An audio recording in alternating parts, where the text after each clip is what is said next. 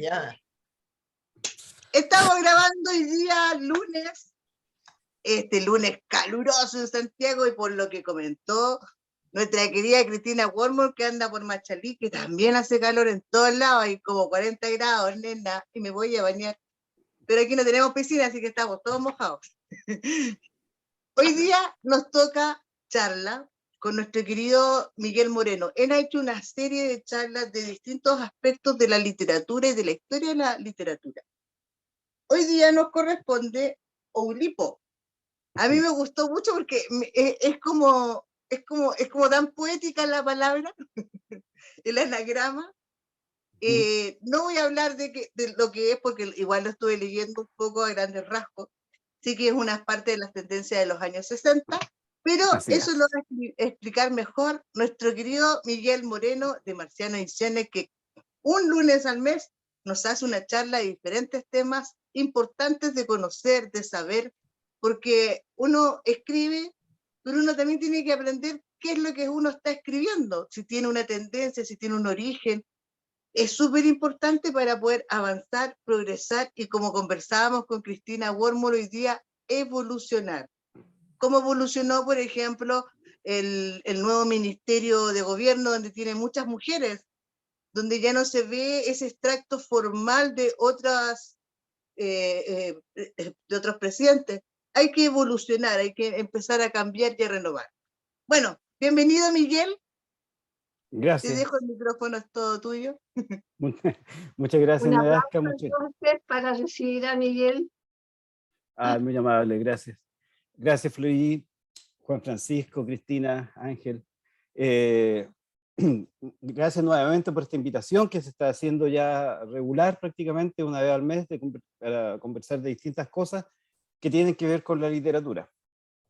Y hoy día nos vamos a meter un poquito en unos aspectos que podríamos llamar quizás de la neovanguardia, de la escena avanzada, que partió más o menos en los años 60, 50, 60, en Europa, en Francia específicamente, ¿ya?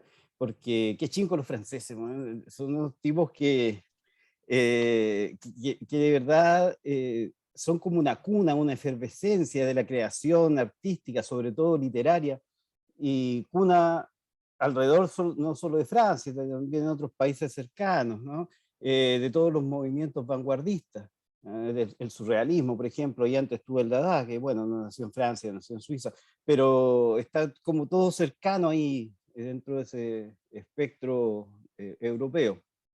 Y claro, uno cuando estudia las vanguardias del principio del siglo XX, después te queda como la duda o las ideas de que muchas de estas vanguardias se han ido extendiendo, como es el caso del surrealismo, que todavía existen distintas escuelas surrealistas hasta el día de hoy, y seguramente es uno de los movimientos que más se va a mantener en la historia.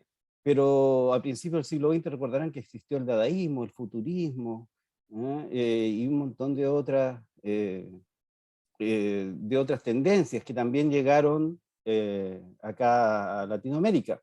Eh, el creacionismo huidor es tributario, sin duda, de todas esas escuelas. Y claro, como en esa época además estábamos bastante distantes, no existía el tema del internet, obviamente, muchas veces acá recibíamos flachazos de lo que pasaba en Europa, uno que otro autor llegado con algunas ideas, y nosotros o los escritores chilenos acá quedaban maravillados, pues decían, wow, estos gallos llegaron con la palabra divina, ¿a quién se le ocurrió tanto juego, tanta imaginación? De hecho, uno de los casos que vamos a hablar hoy día también es de Julio Cortázar, que está muy relacionado con el tema del Olipo. Olipo, que es un acrónimo del francés Ouvroir de la littérature potentielle, que es la traducción de taller de literatura potencial. Pero para comenzar a hablar del Olipo, tenemos que tirarnos para atrás, como 60 años antes, hacia fines de 1800, porque como sabrán, en la literatura y en el arte, nada es como de generación espontánea, po. Todo viene de una gran cadena que nos va uniendo en estos eslabones de la creación y específicamente de la literatura. Como siempre, yo les tengo un material que me gustaría compartir con ustedes, para que lo puedan ver. Es una presentación que a mí me ayuda bastante a tener como una guía, un hilo conductor en esta conversación. Y como siempre, cuando tengan cualquier comentario, cualquier duda, me las hacen saber nomás. Me acaban de hacer hospedador, así que quienes vayan entrando yo también les voy a dar la pasada. Vamos a compartir con sonido. A esto, en el taller que yo hago, este es un capítulo que dura prácticamente un mes dentro del taller que hago. Y es un capítulo al que le coloqué juguemos, porque la principal característica de todo esto que vamos a ver hoy día es divertirse, es jugar, es atreverse, es hacer cosas medias locas, que claro, de repente tienen una situación en la en la que se ven enfrentadas con otras visiones de la poesía. Hay unas visiones más sociales de la poesía, más directas, en donde importa mucho el mensaje, más que el mensaje, o sea, el contexto, lo que quiere decir el poema, las ideas que nosotros queremos plantear con el poema. Acá, con esto que vamos a ver hoy, en realidad vamos a estar fijándonos en la construcción del poema. Así que vamos a partir con este capítulo que le he titulado Juguemos, en donde vamos a hablar de Alfred Jarry, de la patafísica, y ahí entre medio de la patafísica y del Uolipo, vamos a hablar también un poquito de Julio Cortázar. Insisto, cuando me quieran detener, hacer preguntas, háganla nomás, ni avisen. Bueno, ¿por qué vamos a partir con Alfred Jarry? Alfred Jarry, este caballero, este buen mozón de ahí, fue un tipo joven que se atrevió a fines de 1800 a romper muchos esquemas dentro de lo que fue la creación, no solo literaria, sino también del teatro. Él es el precursor, por ejemplo, del teatro del absurdo, del teatro de lo grotesco, del teatro de esos impactantes escenas del terror también, que tienen que ver con algunas obras de teatro. No sé si la han visto de repente, en donde aparecen desmembramientos, personas que pierden un brazo y salta mucha sangre, claro, todas representaciones que impactan al público. Y a este caballero ya se le ocurrió ahí por el año 1894 el plantear obras de teatro que rompieran con todo el esquema imperante hasta ese momento. Alfred Jarry era una persona que pertenecía a una familia muy acomodada, tenía mucho dinero, y por eso se dedicó a jugar. Él nunca estuvo preocupado de las cosas que nos preocupan a todos nosotros, pues, que ni siquiera nos preocupan, nos ocupan, así como con qué plata voy a pagar el arriendo, qué tengo para comer a fin de mes y todo eso. No, nada de eso le preocupaba. La suerte que tienen algunos de, ¿no?, de seguir hacia adelante con este tipo de vida, pero lo bueno es que gente intelectual, inteligente y con un planteamiento político también, tienen la posibilidad entonces de entregarnos nuevas herramientas que a lo mejor nosotros hasta las hemos usado y no nos hemos dado ni cuenta. Alfred Jarry nació en 1873 y murió en 1907. Afortunadamente no alcanzó a vivir toda esa gran debacle europea de la Primera y la Segunda Guerra Mundial. Fue poeta, dramaturgo, novelista, las hacía de todas. Principalmente fue un excéntrico. Como les digo, tenía el suficiente dinero como para dedicarse a las excentricidades, no se preocupaba de estas cosas que al resto de los humanos nos preocupan. Es importante indicar que fue reconocido en vida por su obra literaria. Él tuvo muchos seguidores, así que al contrario de lo que le pasó a muchos, pensemos por ejemplo en un César Vallejo, que fue reconocido mucho tiempo después de su muerte, acá por lo menos hubo un gran grupo de escritores y artistas que le encontraron valía a lo que él estaba haciendo, sobre todo lo que tenía que ver con el teatro. Como les digo, fue precursor del teatro del absurdo y el teatro de lo grotesco. Específicamente con una obra, la obra muy famosa que se llama El Rey Ubu, el Père Ubu, el padre Ubu. En esta obra, Alfred Jarry coloca a un personaje principal que se llama el padre Ubu, el Père Ubu, que toma por un golpe de estado el reino de Polonia. Y junto a su esposa y a un amigo, muy al estilo de Macbeth, en realidad la obra que hizo Jarry es una parodia a Macbeth, se toman como les digo, el reino de Polonia e instauran una tiranía. Y le quitan todo el dinero a los nobles, por ejemplo, para entregárselo al pueblo. Pero en el camino se da cuenta que mejor que entregarle al pueblo el dinero y las posesiones, mejor se los deja para él. Y empieza a tener toda esta situación así egoísta y le da migajas nomás, le da migajas a las personas, a la gente. Algo, bueno, eso lo podemos ver muy, muy representado. Si se escucha algo, si pueden apagar un micrófono mientras tanto, aunque pueden intervenir aprendiéndolo, pero como les comentaba, él se da cuenta que entregándole migajas al pueblo, el pueblo se queda...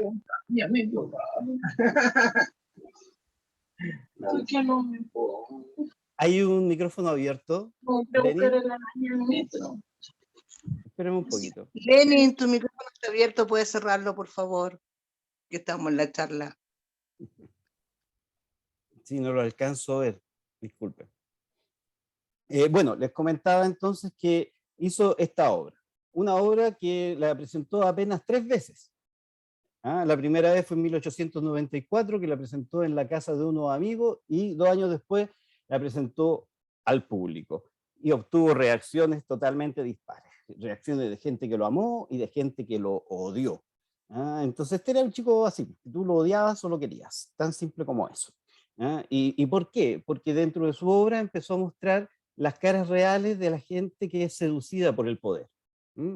Qué cosa más rara, ¿no? Nos pasa a muchos de todos nuestros países latinoamericanos y a casi todos los lugares del mundo, ¿no? Pero principalmente en estos países latinoamericanos con mucha flor de políticos y dirigentes que tenemos.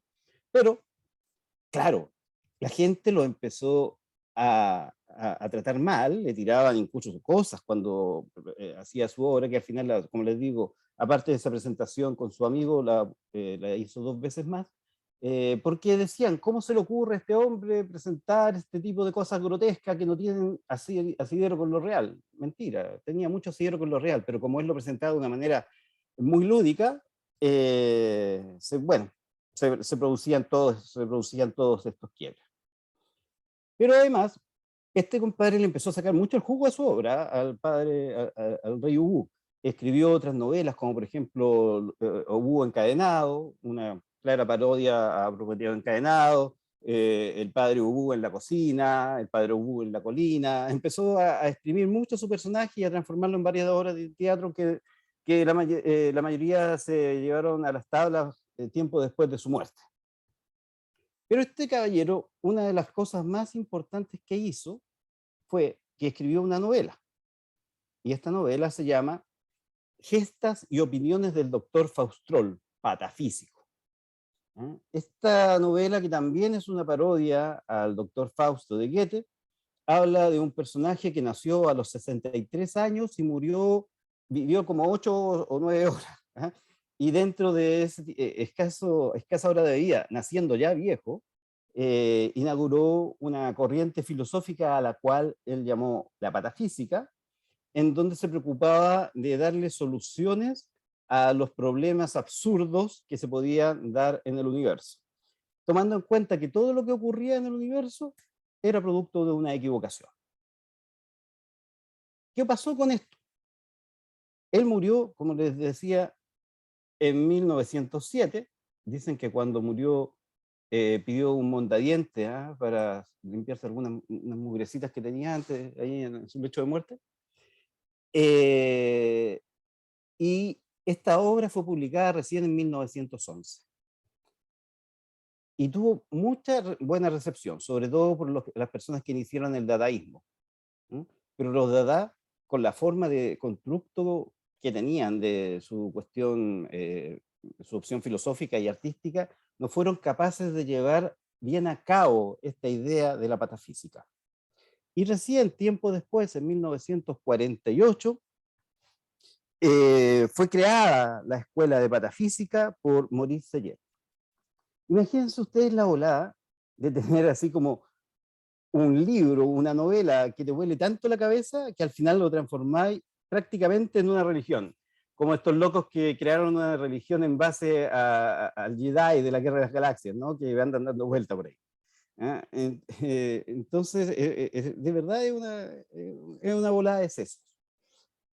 Pero ya nos vamos a entrar un poquito en lo que es la patafísica. Solamente como algo ilustrativo, me gustaría mostrarles un extracto de una película que se hizo en 1963, me parece, en donde se puso en escena el rey Esto es cortito, dura como 4 minutos, les pido un poquito de paciencia para que lo puedan ver y entender a qué me refiero con esto del absurdo, de ocupar, por ejemplo, perspectivas forzadas para hacer imágenes extrañas. Está en francés, pero con subtítulos. Espero que lo escuchen.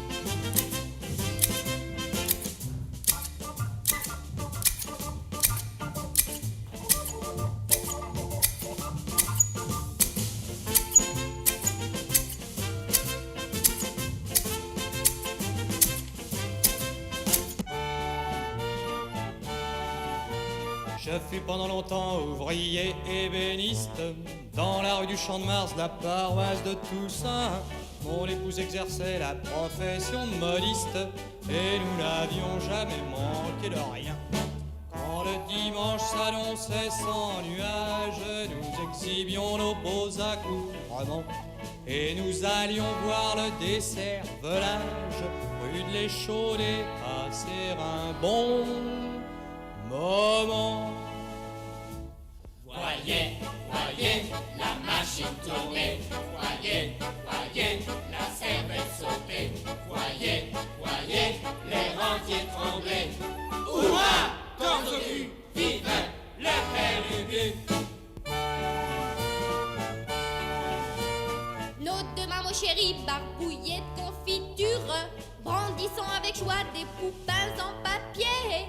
Avec nous s'installer sur le haut de la voiture et nous roulions gaiement vers les Chaudés. On se précipite en foule à la barrière, on se fiche des coups pour être au premier rang. Moi je me mettais toujours sur un tas de pierres pour pas salir mes godillots dansant. Voyez, voyez la machine tourner. Voyez, voyez la cervelle sauter. Voyez, voyez les rentiers trembler. Hurrah, comme au cul, vive le père Ubu. Bientôt ma femme et moi, nous sommes tout blancs de cervelle, les marmots en boulotte et tous nous trépignons en voyant le palotin qui brandit sa lumelle et les blessures et les numéros de plomb. Soudain je perçois dans le coin près de la machine la gueule d'un bonze qui me revient qu'à moitié. Mon vieux que je dis, je reconnais ta bobine, tu m'as volé, c'est pas moi qui plaindrai. Voyez, voyez la machine tourner. Voyez, voyez la cervelle sauter. Voyez, voyez les rentiers trembler. Hurrah, comme au cul, vive le père Ubu. Aussitôt je suis lancé par-dessus la barrière, par la foule en fureur je me vois bousculer et je suis précipité la tête la première dans le grand trou noir d'où on ne revient jamais.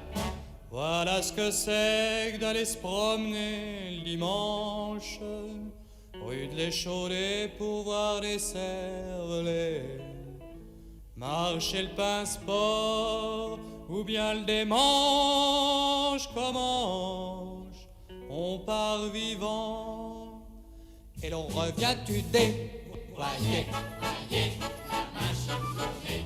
Voyez, voyez, la cervelle sauter. Voyez, voyez, les rentiers trembler. Hurrah, comme je dis, vive les péripéties.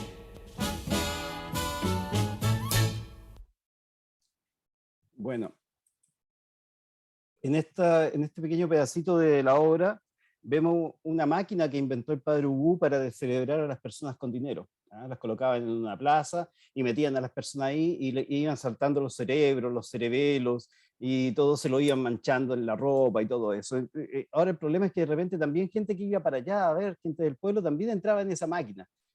Entonces era, claro, es como pan y circo, pero igual te castigaban. Bueno, toda esta volada que se mandó Alfred Jarry fue precursora de esta escuela filosófica que después se llamó la patafísica. Digresión al margen, les tengo que decir que, por ejemplo, con el tiempo, antes de su muerte, Jarry se transformó en un excéntrico total. Andaba arriba de una bicicleta, cargando al cinto una pistola, una capa, y cada vez que andaba por las calles de París, con el dedo apuntaba a las personas que él encontraba demasiado común y corriente y les disparaba. La historia cuenta que con el tiempo Pablo Picasso se compró la pistola de Alfred Jarry. Pero, como les comentaba, en 1948 el señor Maurice Sellet agarró toda la obra del doctor Faustrol e instauró la Escuela de la Patafísica. Esto no está muerto, está funcionando hasta el día de hoy. La Escuela de la Patafísica, ustedes pueden buscarlo en internet y van a encontrar su sitio web, ¿ya? Y ha llegado a distintas partes del mundo. En Argentina, por ejemplo, hay un gran grupo de patafísicos que se dedican principalmente a buscar soluciones imposibles. Es una ciencia de lo inútil. Es una escuela que no está formada solo por literatos. Hay muchas otras personas, hay gente que son físicos, matemáticos, mecánicos. A esta altura hay mucha gente que se dedica a la computación y todo eso, y empiezan a tratar de usar una especie de método científico para encontrar soluciones imaginarias a problemas imaginarios. Y como les digo, muchos de todos estos planteamientos los podemos encontrar en la novela del doctor Faustrol. De hecho, el Colegio de la Patafísica fue inaugurado el 11 de mayo de 1948, o según su calendario, porque ojo, estos niñitos y estas niñitas, estos chiques, tienen su propio calendario. Y según ellos fue inaugurado el 22 Palotán del 76, por Maurice Sellet. Ellos le cambiaron el nombre a los calendarios y todo eso. Con el tiempo, los creadores de la Escuela de la Patafísica fueron muriendo. Y hacia el año 1974 comenzó el periodo de la ocultación, que duró hasta el año 2000. Ellos siguieron funcionando, pero más escondidos. Ya con el año 2000 y con todo el tema del internet, volvieron a surgir, a crear. E incluso si ustedes se meten a su sitio web, pueden descargar las revistas, los manifiestos y todo eso, pero solo hasta el año 2008. Del 2008 en adelante tienes que ser miembro patafísico para poder acceder a esos archivos. Y una de las cosas que te exigen, igual que con el Oulipo, es que sean francoparlantes. Así que la persona que no sepa francés no es aceptada en esta escuela. Y como les digo, muchas personas de muchísimas disciplinas la construyen. Estos tipos son bien rayados, ellos miden su tiempo en segundos. En Argentina, por ejemplo, cada vez que se juntan, hay un guardián del tiempo con un cronómetro, que por ejemplo, si van a tener una reunión de 1 hora, el tipo está costando los 3.600 segundos que están en una hora, y exactamente al segundo 3.600 la reunión se acaba, sea donde esté. Entonces son gallos bien, bien particulares. Algunos podrían pensar también que son puros devaneos de gente pudiente o gente que tiene la vida más o menos solucionada para dedicarse a buscar estas soluciones inútiles.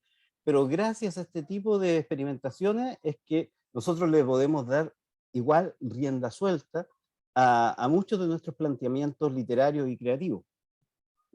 La escuela de la patafísica. Estos gallos se construyen en una serie de postulados científicos de las excepciones del universo. Como les digo, buscan soluciones extraordinarias para problemas imaginados. Tratan de seguir un método científico, pero un pseudo método científico.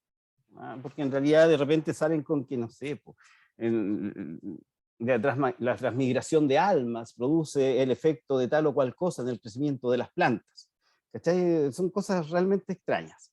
Y hacen además una serie de seminarios en donde estudian cosas como cocodrilología, añeñamiento voluntario e involuntario, ¿qué más? Pedología, en fin, hacen una serie de seminarios y te entregan, oye, certificado de que tú estuviste todas las horas. Es como una cuestión bien universitaria, y también muy jerarquizada. Y además de eso, tienen subcomités.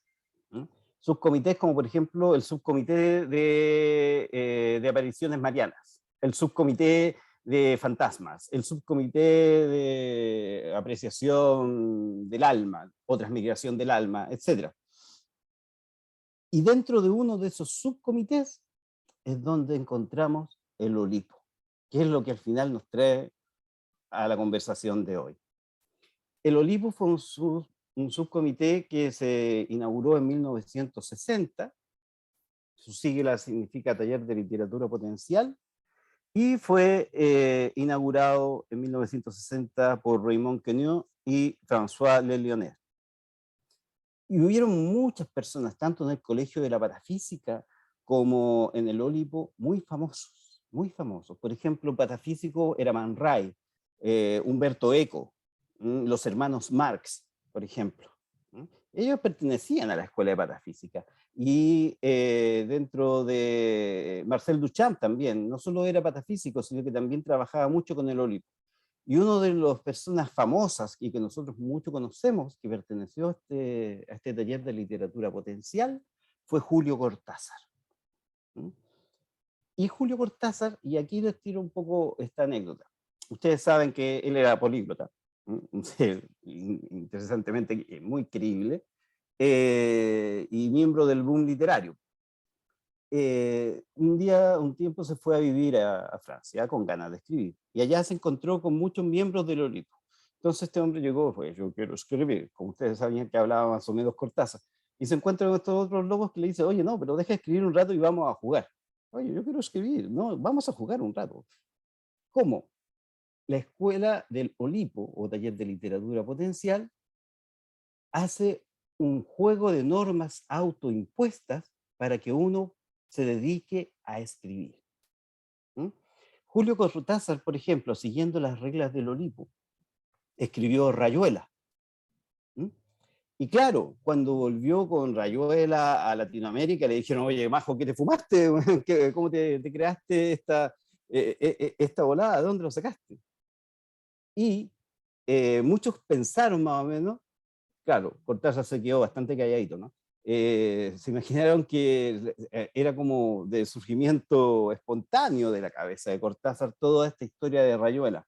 Si ustedes han leído ese libro, se habrán dado cuenta que hasta la mitad del libro tiene como una estructura lineal, y desde la mitad del libro hacia el final te ofrece la posibilidad de seguir los capítulos con una forma, por ejemplo, el capítulo 56 dice, si quieres seguir con esta historia, devuélvete al capítulo 7.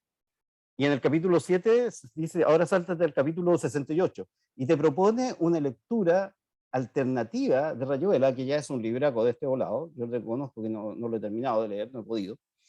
Y tú tienes dos posibilidades. O lo lees de forma lineal, o sigues este juego que te propone Cortázar de ir leyéndolo según el capítulo que te vaya proponiendo. Esto se parece, no sé si ustedes alguna vez vieron, en los años 80 salió una serie de libros que se llamaba Crea tu propia historia, en donde, por ejemplo, no sé, por la historia de un detective, al final de un capítulo decía, si crees que el detective va a abrir la puerta, pásate al capítulo 8. Si crees que va a salir por la ventana, ándate al capítulo 16. Entonces tú ibas cambiando y según las posibilidades que te daban esta historia de crear tu propia, estos libros de crear tu propia historia, tú podías tener varios finales alternativos y podías leer varias veces un libro. Esto es muy entretenido, es un juego muy entretenido que también requiere la participación activa del lector, de un lector que también esté dispuesto a jugar. ¿Mm? Y bueno, esa es la idea del Olipo. El rigor es colocarse normas y bajo esas normas escribir. Vamos a ver después algunos ejemplos. ¿Mm? Como les decía, fue creado en 1960. Insisto, solamente para francoparlantes. Ese no fue problema para Cortázar porque era peligroso. ¿Mm? Y era uno de los comités de patafísica. Una de las cosas que plantean el Olipo es que pueden hacer escrituras, poemas, siguiendo formulaciones matemáticas.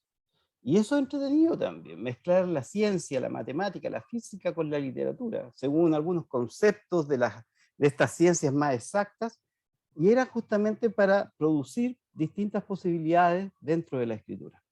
¿Mm?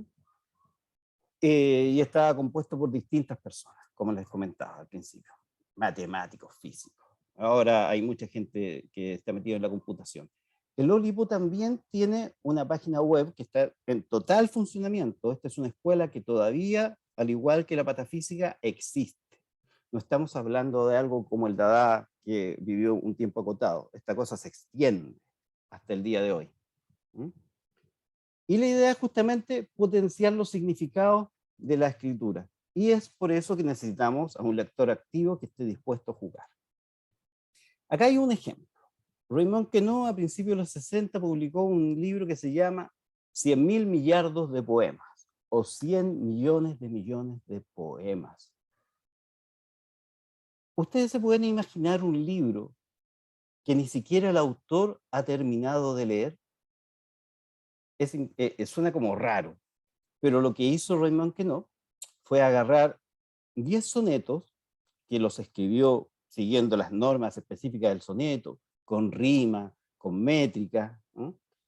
Y troqueló las páginas para que el lector pudiera ir levantando cada uno de los versos para formar sus propios sonetos.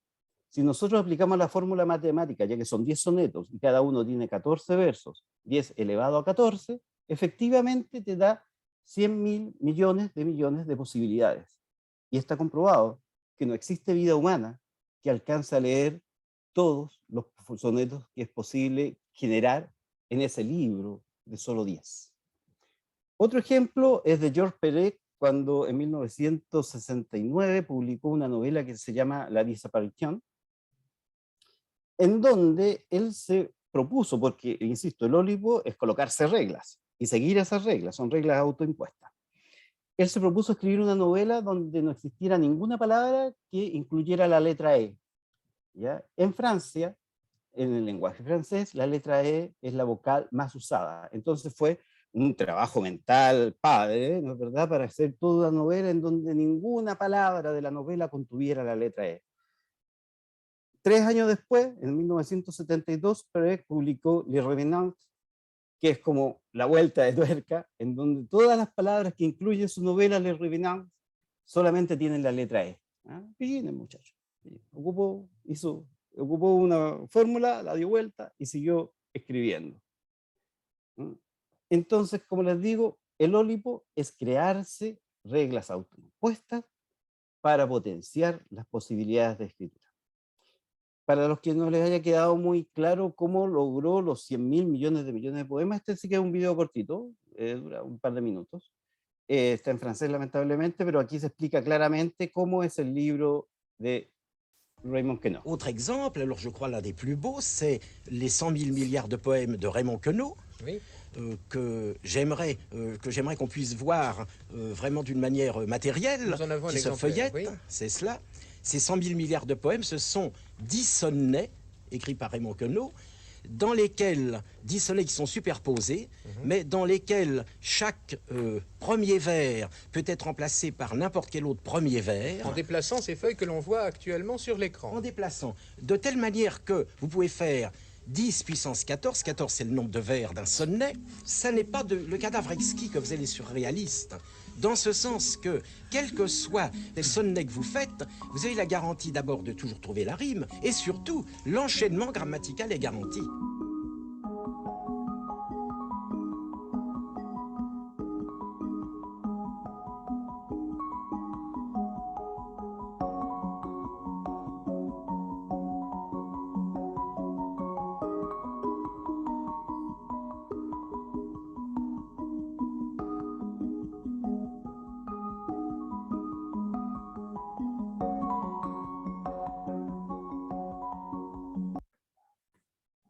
Bueno, se dan cuenta que en realidad el libro existe.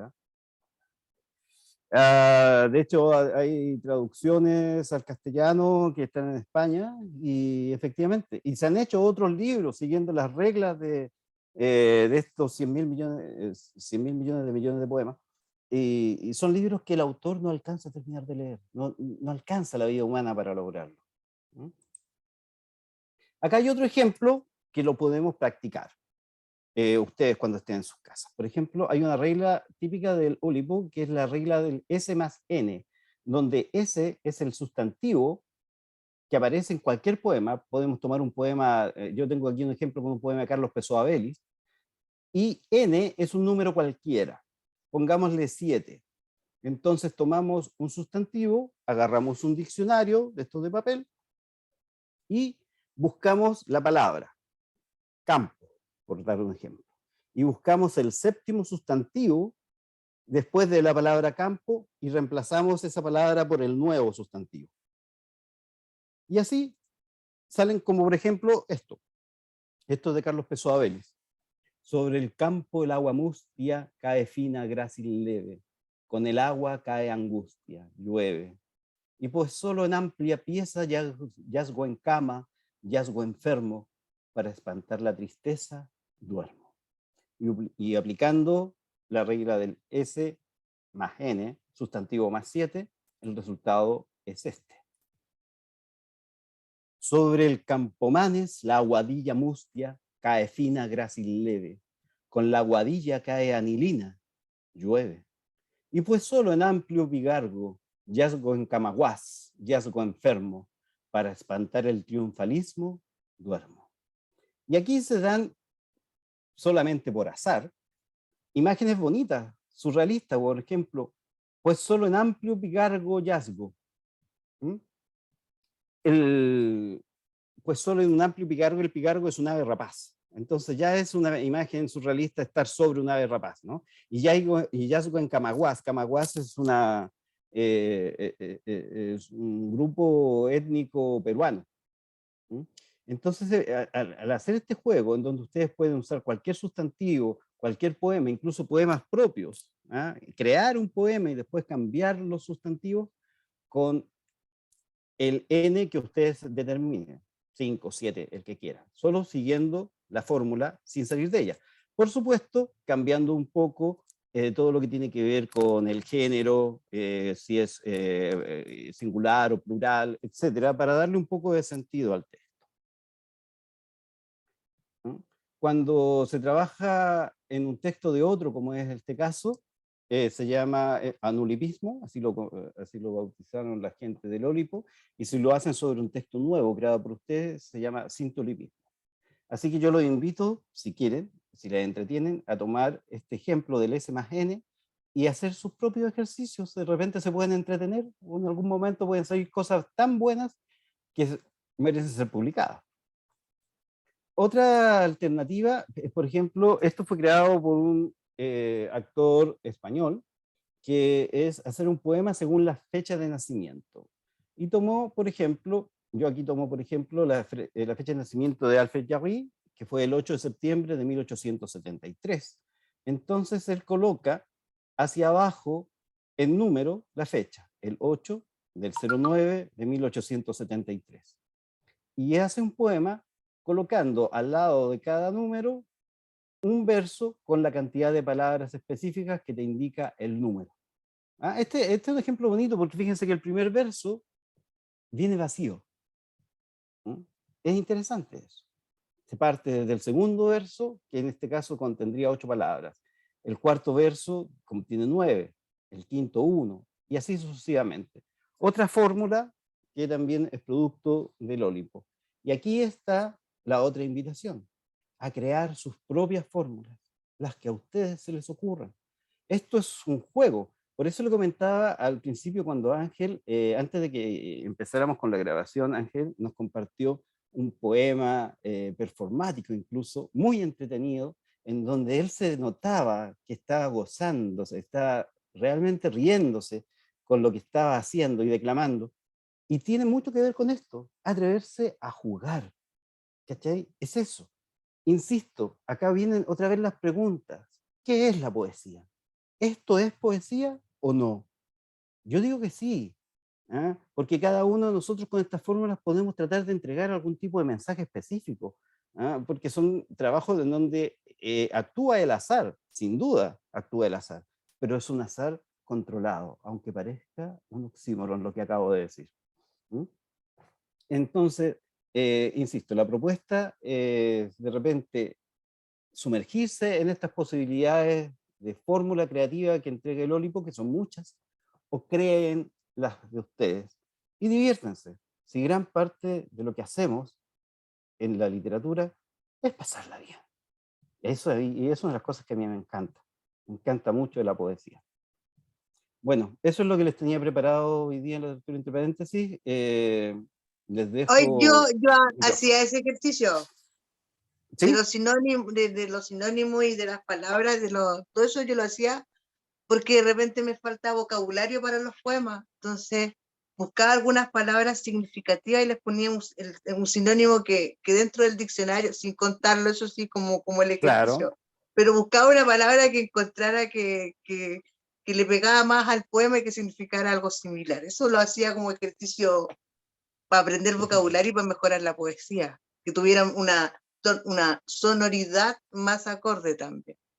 Pero la idea es ir un paso más allá y colocarse, como te digo, estas fórmulas que son, los tipos del Olimpo trabajaban de una forma un poco cuadrada, ¿no? Se planteaban estas formulaciones y no se salían de ellas. Pensemos, por ejemplo, en la novela que ya les comenté de Jacques Perret, que escribió todo sin la letra E.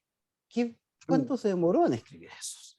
Ese hombre, y ahí la tienen publicada, por La Disparición. No, pero la millón de versos, o sea, ahora 100 millones de poemas, esta me mató. 100.000 millones de poemas. Oye, es cierto, nadie no sé si puede leer.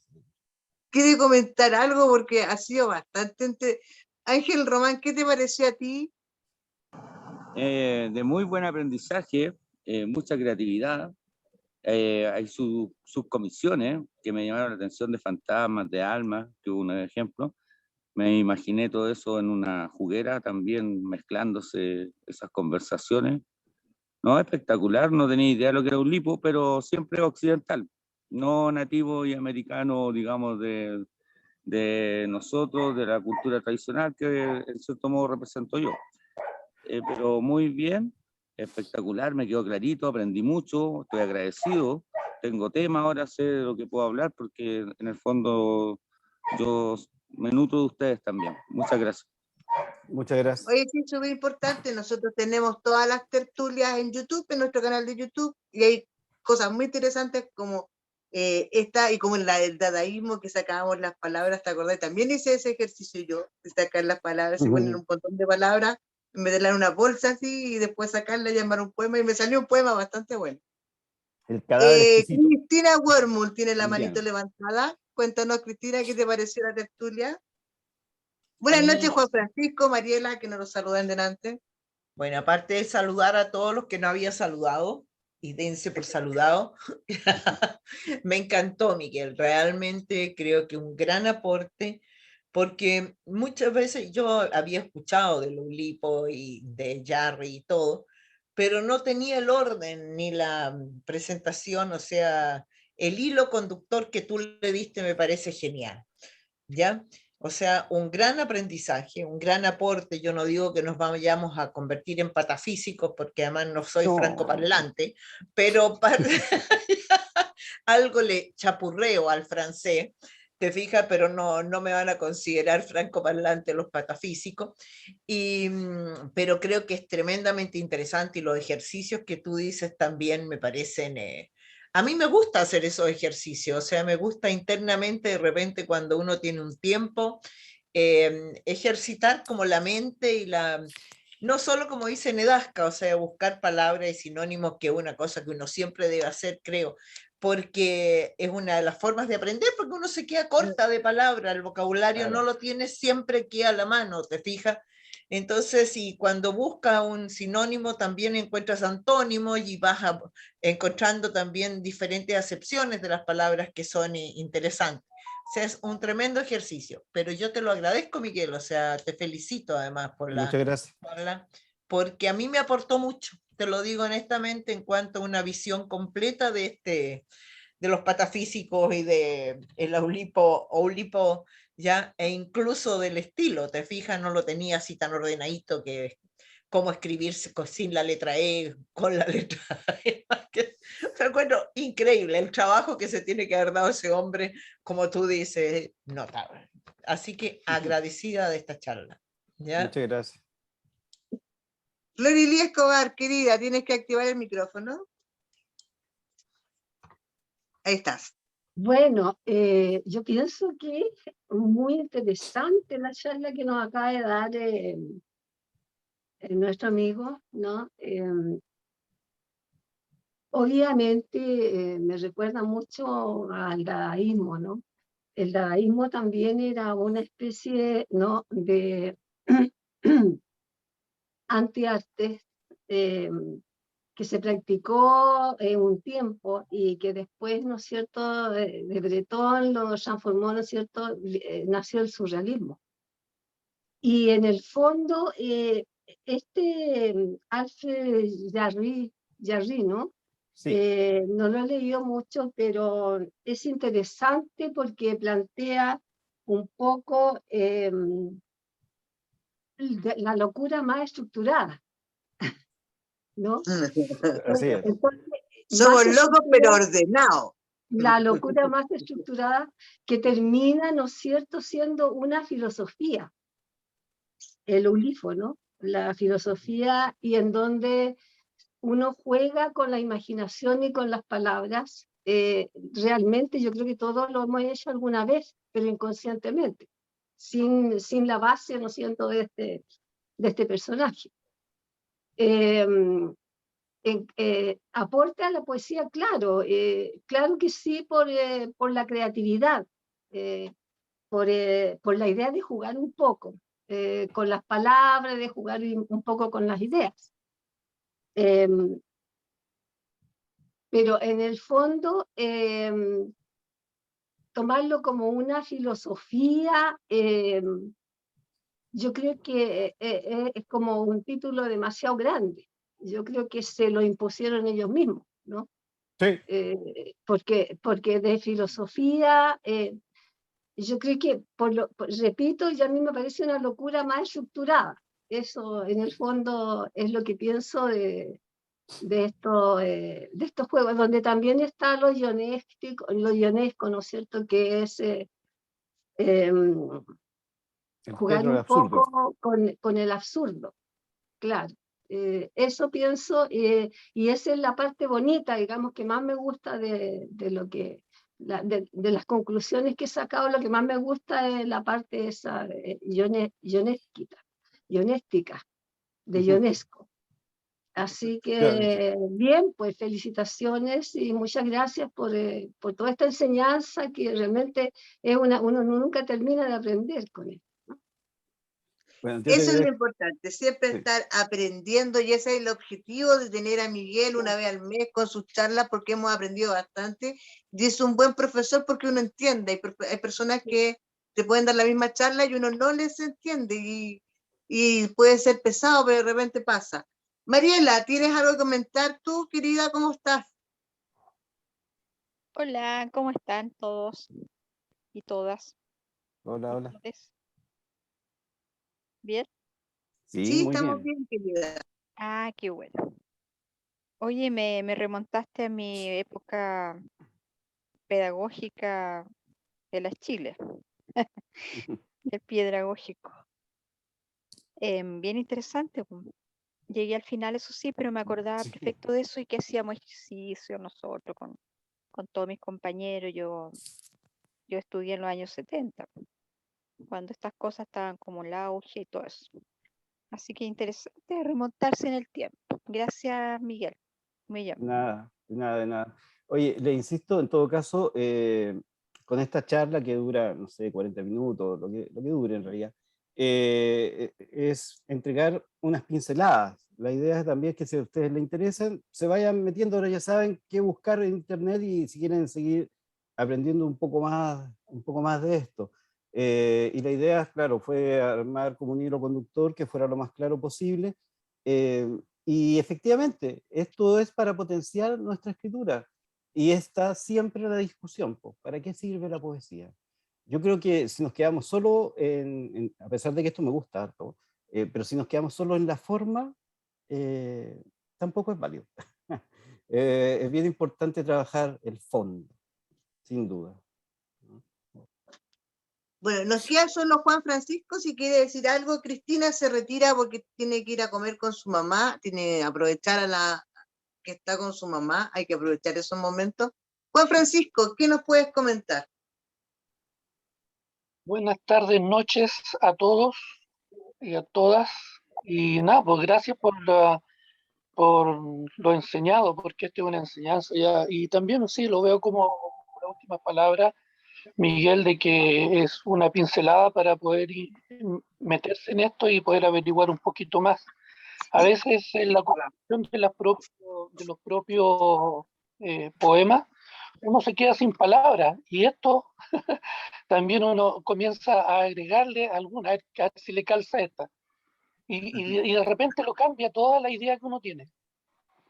Así que no, nada, o al revés. O lo deja ahí, lo incrementa o cambia toda la idea que tiene del poema original que estaba plasmando. Pero bien, así que nada, muchas gracias. Muchas gracias a ustedes.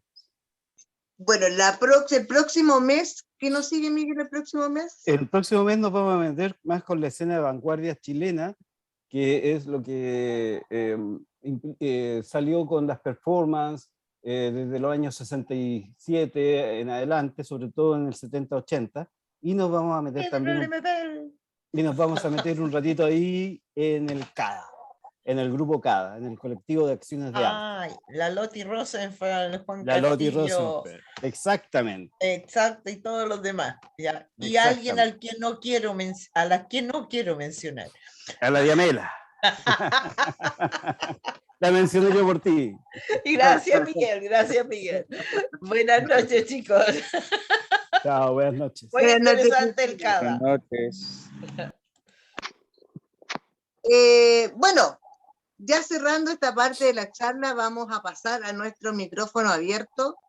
Hoy día el primero que llegó fue nuestro querido amigo Ángel Román, el poeta del universo, que está desde la calle conectado. Así que el que abre el micrófono abierto de hoy es, querido Ángel, ¿cómo estás? Muy bien, muy contento, feliz de estar compartiendo contigo. Quería felicitarte por tu premio que recibiste, premio a la constancia, al amor que tú tienes de tu trabajo como gestora, como poetisa, escritora, todo lo que tú realizas. Como estos espacios para poder comunicarse y explayarse. Bueno, el trabajo que yo traigo ahora parte aquí. Entonces, como yo soy el ángel, algo se ve. Desde aquí comenzamos, Ángel Román, el poeta del universo, a explicarles cómo nació este poema que se llama La llave del universo. Bueno, la mayoría sabe que yo creo que la poesía no se estudia, que no es de Mateos ni de catedráticos, porque la dictan los sentimientos y se escribe a mano alzada, se recita o se puede ir cantando. La alegría de vivir enamorado. Entonces, mi trabajo está basado en la cultura tradicional, de boca en boca, de cuentos, de adivinanzas, de refranes, y donde me enseñaron que todas estas expresiones de arte, ya sea canto, poesía, tienen que tener un mensaje de sabiduría universal. Y como buscador del amor, como poeta, como intrigante de la vida, encontré el secreto del universo que está en nuestro cuerpo, que es el corazón, que es un Ferrari que pide andar a muchos kilómetros por hora y nosotros lo cuidamos como si fuera de cristal. Entonces, comienza de la siguiente manera. Del universo del amor para mí, de mí para ustedes, de ustedes para mí y de todos juntos para el universo del amor. Que pase el aire, que pase el viento, que pase el correo de mis sentimientos. Sí, que pase el aire y lo beso para que sepa que es bienvenido y le agradezco que me dé la vida todos los días. Que pase el aire, que pase el viento, que pase el correo de mis sentimientos. Nosotros en esta parte del cosmos podemos observar cómo la luz se transforma en materia. Y si seguimos fomentando esta desaceleración de la luz para transformarse en materia, el único cambio fijo en el cambio a todo cambia de la Violeta Parra será la muerte. ¡Ay, la muerte! ¡Ah, la muerte! ¿Qué tanto la muerte? Y si le buscamos la quinta pata al gato y aceleramos nuestro cuerpo, ¿venceremos a la muerte? Sí, hermano, dice él. Mira, sí, hermano. ¿Venceremos a la muerte? El paradigma ahora es, ¿cómo acelero mi cuerpo? He aquí la llave del universo. Que pase el aire.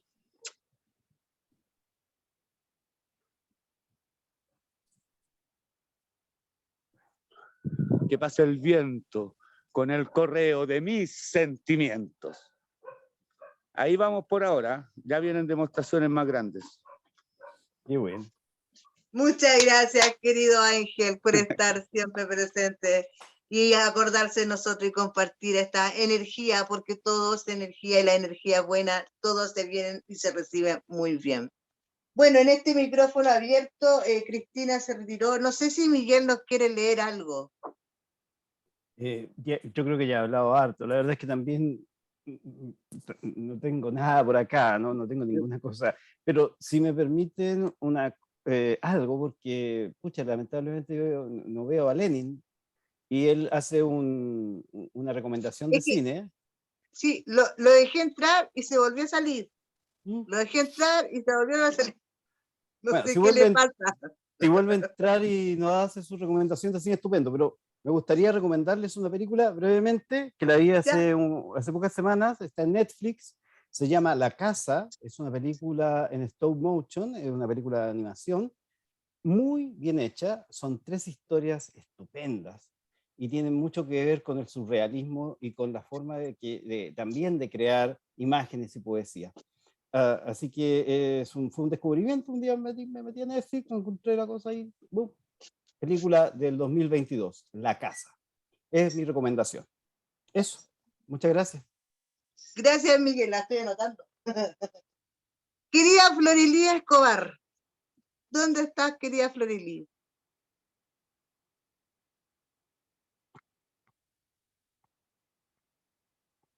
Tienes que activar el micrófono.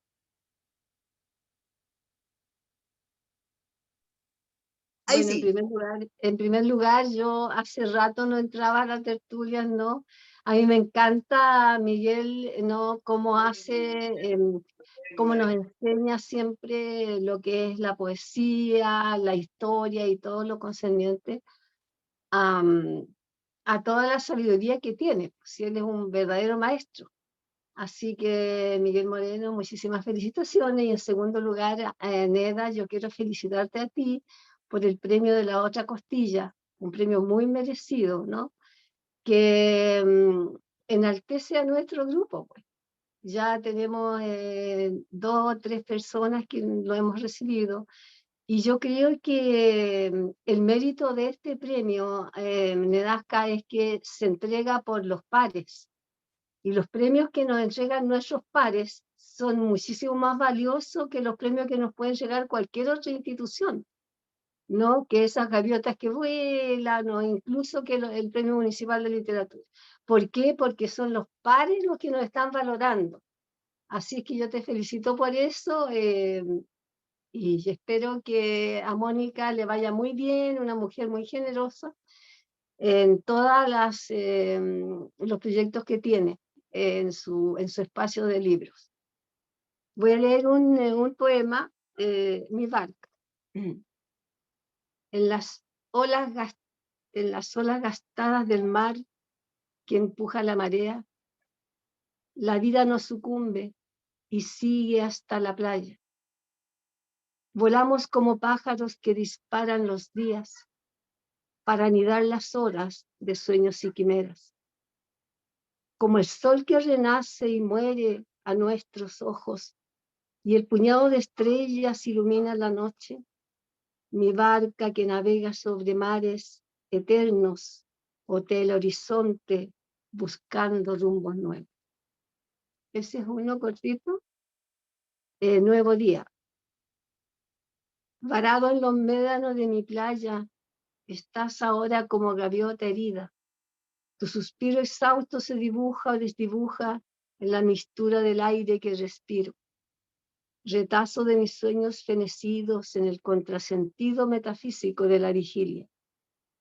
En la vuelta tempestuosa del vértigo, bajo el alero sempiterno del tiempo, se cobijan las creencias paganas del ayer, y los dioses del Olimpo se vuelven a sus cielos. Estamos a puertas de una nueva era. El ayer exhaló su último suspiro. ¿Uno más o está bien? Muchas gracias. No, está bien, Florili, muchas gracias, que estaba escuchando el poema y estaba concentradísima. Me gustó el último suspiro, por eso estás así con la cabeza gacha. Ya, muy bien, muy bien. Muchas gracias, Florili. Juan Francisco Pessoa, ¿cómo está Juan Francisco? Oye, ahí está pidiendo entrar Lenin de nuevo. Bueno, sí. Bien, muchas gracias. ¿Me escuchan? Sí, se escucha súper bien. Ah, perfecto.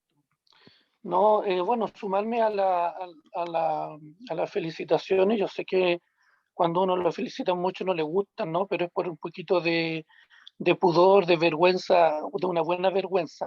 Así que, pero como estamos aquí entre nosotros, no te avergüences. ¿Ah? Así que hace una muy buena labor. ¿Ah? Y que eso se tiene que resaltar. Así que besos y harta energía, ¿ya? Bueno, tengo un poema que se llama Las avergonzadas mariposas. A veces suelo oscurecer los cuartos donde estoy o los lugares donde voy para encontrarte como antes. Allí se hacen más dóciles los silencios y se vuelve más amable tu recuerdo. Me doy cuenta que el recuerdo, tu recuerdo, es inteligente por antonomasia coyuntiva, por consuelo autocompasivo. No es que yo te busque, eres tú la que aparece cuando se te da la regalada gana. Eres tú la que viene avasalladora con una mezcla de guerrera imponente y humilde, pletórica en los océanos de tu silencio. Inocente, llegas hasta mis venas con tus dedos pequeños, atravesando las palmas de mis manos, para destruir con tu cara de niña los tiempos olvidados que me pesan, debo decirlo, agradablemente en mis labios. Eres la inocente que descalza entre las sombras. Eres la versión más sublime del otrora angustiante primanote. Entonces, siempre en mis ojos tus besos se deshojan. Entonces, siempre tu pelo se enciende por las noches y la distancia de los años se desvanece cuando tu cintura pequeña se va acercando y se desborda. Ah, cómo me gustaría que supieses que ese amor de niños no lo he olvidado. Cómo me gustaría que estés enterada que a veces suelo oscurecer los cuartos y una tímida sonrisa tuya se dibuja en tus labios, brillando entre las sombras como avergonzadas mariposas, con el primer beso que me has regalado. Las avergonzadas mariposas. Con el primer beso. ¿Dónde le diste el beso? Felicitaciones, Juan Porque es Francisco. muy emocional el beso. Felicitaciones, Juan Muchas Francisco. gracias, Juan Francisco. Quiero decir Gracias. que encontré muy bien construido tu poema, Juan Francisco. Felicitaciones. Bien, muchas gracias. Bueno, Mariela Río Ruiz Tagle, nuestra querida amiga, ¿tiene algo que quiere compartir, que nos quiera decir? No sé, Tengo alguna cosa. Primero que todo, quiero felicitarte de nuevo también porque encuentro que es muy merecido tu premio. Te lo he dicho tantas veces ya, pero te lo vuelvo a reiterar, que es uno de los tantos premios que vas a recibir en tu vida, porque te lo mereces mucho. Eres una gran, gran escritora. Y yo he conocido tantos que por eso puedo decirlo. Yo tengo un poemita que quiero leer chiquitito. Se llama Amanece. Y dice, hojas verdes caen del cielo. Los niños en un hospital huyen por las ventanas. Caos organizado sueña tras las praderas. No hay nadie cruzando esa puerta. La mirada solitaria abraza los tiempos. El trino de los pájaros mata la inocencia y de súbito despiertas en la multitud del silencio. Ese era. Muchas gracias, Mariela. Y gracias a todos por la felicitación, pero la verdad es que a mí los premios no me gustan ni siquiera participo en concursos precisamente para que no me nombren porque me apestan.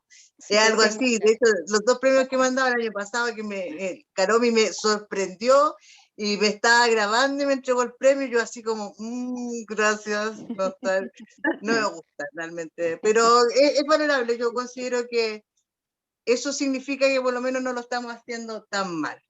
Exacto. Hoy día yo no voy a leer un poema mío, voy a leer 5 poemas de un poeta súper especial que yo amo, que yo adoro, que yo creo que con su poesía yo, a diferencia de otras personas, me enamoré y tengo una historia incluso con él que alguna vez la voy a contar y la estoy preparando parte de unos cuentos. Esto se llama 5 poemas y vamos a ver si adivinan de quién es, porque han celebrado la muerte de Nicanor Parra, han hablado de todos, pero de él no. 1. La muerte sola es caos. ¿Alguien ha visto un caos? No tiene piernas, brazos. Muerte en silla de ruedas. Muerte no tiene caso, ni suerte. Y ruedas, ruedas. 2. Se dicen a los adioses finales, ¿por qué lloras? Es que no hallo las horas de morir y no hay caso. Marcho paso tras paso detrás de las señoras fatales. ¿Por qué lloras? No me quieren los dioses. 3. Líbrame, flojo y aburrido, me saco chispas de centolla. Bestia redonda, me suicido. En este mundo, ¿quién me apoya en este mundo? En este nido no cabes, muerte en esta olla. 4. Y cómo quisiera estar muerto, en traje de muerto, con cofia y este par de ojos negros abiertos. 5. Es muy probable que no seas ni aquello ni lo otro, ni esto ni lo uno. Adiós, adiós. ¿Qué hubo? ¿Qué me resta? Este poema es de Armando Uribe, que falleció un 22. Yo te iba a decir que era Uribe. Sí. Qué buena. A mí me encanta este señor y sobre todo me encantó cuando no ganó el Nacional y dijo, Es muy terrible no ganar un premio. Yo entiendo que se le tiene que dar a la diversidad, pero cuando se los dan a estúpidos, me encantó así, uno ve así como que no lo esperaba. Y también porque yo lo vi mucho en el tiempo en que Pinochet estaba preso en Inglaterra, se vio mucho sus comentarios en ese tiempo, se veía el poeta en la tele, la televisión abierta. Bueno, vamos a seguir con la lotería para ya cerrar esta tertulia.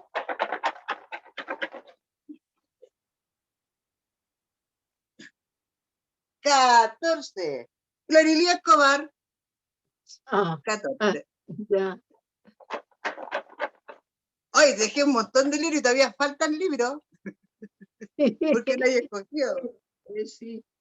El número 1, Cristina Wormul. Y el último. El número 3, Gloria Escobar. Gloria Escobar sería doble premio. Bueno, chicos. Afortunada en el gracias. Puntito suspensivo. Afortunada en el juego. Tú sabes cómo es. Mala suerte en el amor. Bueno. Queridos, que tengan una excelente semana. La próxima semana tenemos una tertulia que vamos a hablar de poesía y rock, que está a cargo de Yamil Valenzuela, músico, y de Mariela Río Ruiz Tagle, que hasta aquí ella la conocemos. Va a estar muy entretenida, vamos a escuchar un poco de música y vamos a hablar un poco de la relación que tiene en español la poesía y el rock, que nos marca mucho. A mí me marcó mucho Sui Generis en su momento, Charlie, todas esas cosas. Bueno, pero no vamos a adelantar. Y eso, los quiero mucho. Este día, sábado 29, vamos a estar en Champa. Por las cuevas, para el lado del bajo, por ahí. Champa. Y la vamos a pasar muy bien, vamos a tener un stand, vamos a presentar nuestro plaquet en la ruta, para los que andamos en la ruta viajando, así que vaya, participe. Y bueno, nos estamos viendo, y si no, vamos al oftalmólogo. ¿Ah? Chao, buenas noches. Chao, que estén muy bien, buenas noches.